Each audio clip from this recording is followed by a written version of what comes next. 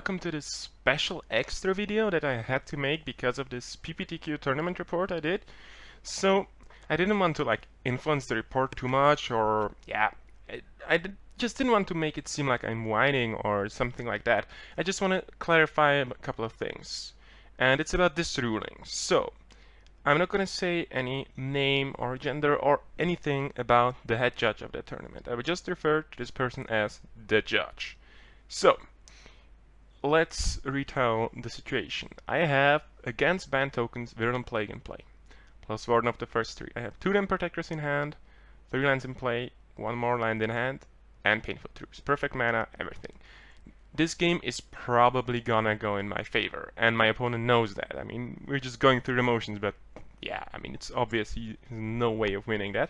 So what happens is, my opponent is taking a long time shuffling, and I'm like, oh, there's piece of dirt on my sideboard notes. So I look, piece of dirt, put it away. So what happens next is the head judge comes to me, and the judge asks me, well, what is this? And it's like, oh, it's my sideboard notes. I only use them during the sideboarding, of course. And then the judge was like, well, this is outside assistance, you get a match loss. And I'm like, okay.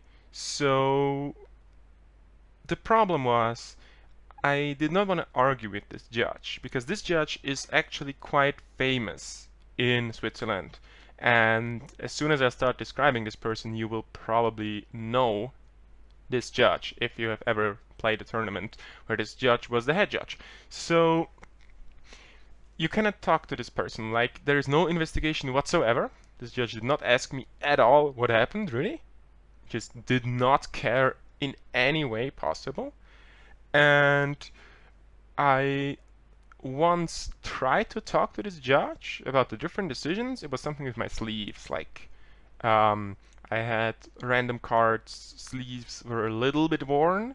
I mean, those are new sleeves, and it was like the 3rd round of the tournament, and they were worn in a place where it's not even visible, like for a normal player to see. And yeah, this judge did not care about that at all, and was like, well, yeah, whatever, I don't care. And the same thing happened here pretty much. So yeah, I really don't want to sound like I'm whining, because it didn't affect my tournament too much. I mean, it happened at a moment it was very bad for me, but also, I mean, you can argue, well, then I was in the 1-1 seat, and I got worse opponents, and I got to crush very easily. I mean, of course, if I would have been 2-0 and then won the next one, 3-0 would have been very nice, would have gotten more prizes and such, but yeah. What's the point about this? Well, this judge, and a lot of people have said this, does not care about the human element in the game. This judge always says before the start of a tournament, well, don't forget to have fun. Well, this judge actually takes out all the fun. It's like the fun police. It's not a person that tries to help the players to have a better experience. It's more like, well, I can now randomly pick on these people. So yeah, it's pretty much always the same people. Like, there are some preferences that this judge has. Like, some people never get a warning, never get anything. Some people that this judge thinks they deserve it, quote unquote, like me, because, well, I speak out when I feel something is not correct, something is not wrong, or I don't understand something, I ask. So yeah. Let's look at the ruling real quick. Between games, players may refer to a brief set of notes made before the match. They are not required to reveal these notes to their opponents. Okay, sure. These notes must be removed from the play area before the beginning of the next game. Yeah. Okay, I did that. And these notes, I did not read them, and I did not put them in the play area. They were always outside the play area. I know it's much safer to put them in my backpack, but we didn't have a lot of time for this match. I mean, we spent like 30 minutes for the game 1 in a very grindy match, so I figured, okay, well, we don't have time for this. And yeah, so that was my mistake, I admit it. I mean, next time I just will not touch any notes, anything whatsoever. But I still find it really weird. There was no investigation, no question. Like, this judge didn't even ask, did you read any of this, or what happened? Like, no, nothing happened. And I mean, this is one thing, but the other thing was something that happened like 15 minutes before. After losing game one, we went to sideboarding, and the match next to us was finished. And one of the players that played there was a good friend of my first turned opponent. And yeah, I mean, we talked, and he saw my blue sideboard. And then, while we were sideboarding, or shuffling the cards up, he was like, man, it would have been nice for you if you drew your blue splash. And I'm like, okay, well, this is ridiculous. And the judge was standing next to it. The judge did not care and not intervene. And I mean, yeah, it's not like the judge's fault that this person did not intervene. But the thing is, I was actually afraid of telling the judge that this happened. Why? Because this judge is so preferenced towards certain people and just enjoys picking on people so much in certain situations that you can't trust this person to give the correct ruling. I mean, they will always justify the ruling, but in this situation, I could imagine like, oh, he gave you advice, so you get a match loss, which would have been possible. So I was actually afraid of this. And I mean, it was a 8 games at a time tournament, 17 players, and there were 2 judges, and he said that very loudly, and both judges were not doing anything and within earshot. I don't blame the floor judge, but I think the head judge could have really done something. And yeah, I mean, it strikes me very weird because it like speaks against most things that you would think a judge would do, like provide a nice experience. But actually, there's something else happened. Like, this judge gave a game loss to tardiness because the player was not sitting down, but he was just standing up because there were so many things on the table under the chair. He didn't want to like throw them around. He was standing up at the beginning of the round, and yeah, he got a game loss. Which, okay, this is one thing, but the next situation that was really, really close. I mean, yeah, this is just not nice behavior. Before the last round, usually you put up standings for 1 minute. And the judge was like, okay, we put up standings and pairings for 60 seconds. And after 60 seconds, everyone has to be seated in their seat or you get a game loss, go. Like, what the hell? Is this kindergarten? Why are you doing this? I mean, it's so unnecessary. It just hurts the overall experience of the players. And I know that I'm gonna get a lot of hate for this, especially from judges. No, I don't hate judges at all. I really like judges usually. I really like the position that judges do. But I don't like when judges start preferencing stuff, when they take out their mood on the players. It just doesn't feel right. And it's very weird because I haven't experienced this pretty much anywhere except in Switzerland, and mostly with this judge.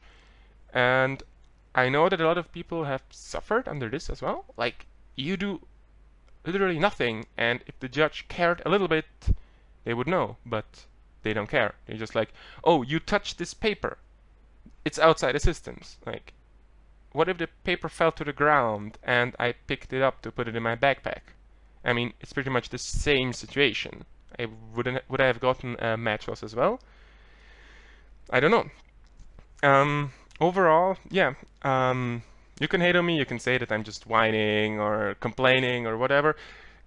I think it's important to speak out because people have tried to reach out to this person, but this person somehow doesn't care or doesn't seem to care or like doesn't understand how important having a nice judge that gives a comfortable feeling is.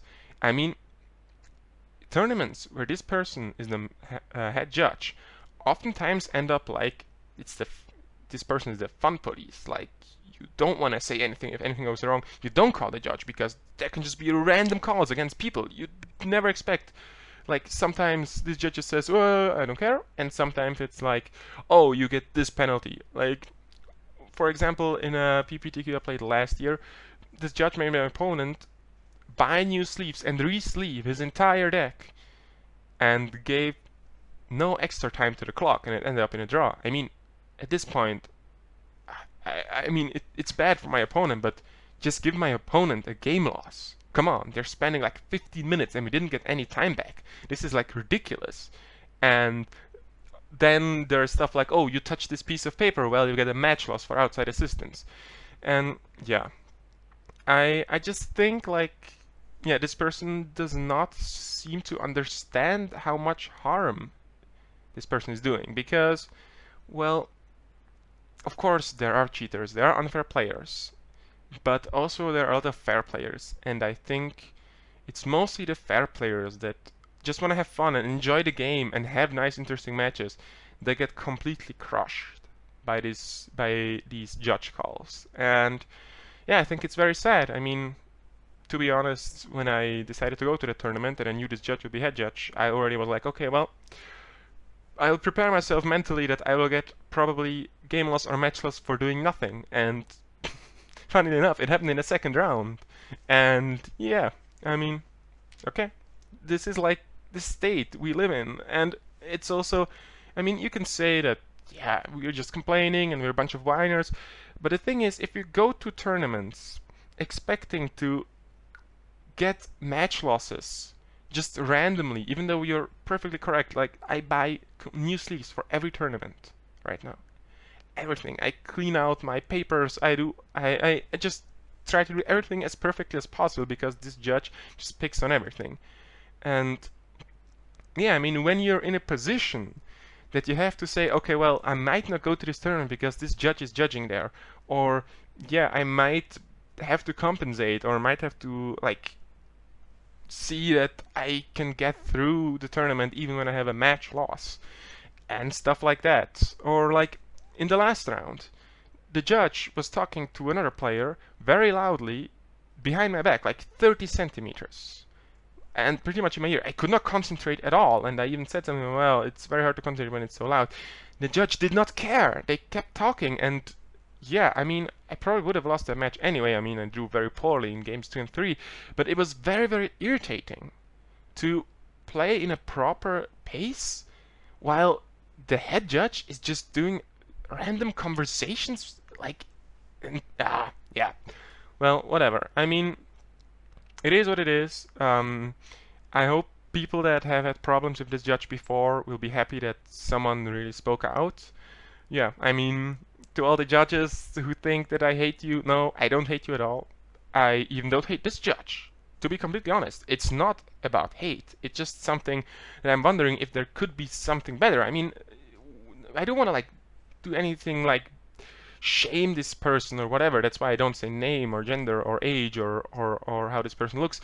But it's just about seeing that there is something wrong and that something can be improved and taking this seriously. Because this is not being taken seriously here in Switzerland. We don't have many level 2 judges. We have very few judges that actively judge. And I've actually been cheated on actively by level 1 judges before here in Switzerland. Yeah, actively cheated on. Like, yeah, so I mean, that's a story for another time, but yeah, maybe one day I can do a video about judges that cheat in Switzerland. I mean, it sounds ridiculous, but it happened, and yeah, I can prove it, and there were lots of people watching, and yeah. So yeah, I don't want to hate on judges overall. I don't want to seem like I'm just complaining and whining that this judge is like mean to me and picking on me. No, I don't care like if someone is mean to me on tournaments, because I know that, I mean, in each person's eyes, not every person seems very nice. I mean, in some person's eyes right now, I might seem like a complete idiot, which is acceptable, and I accept that this is possible.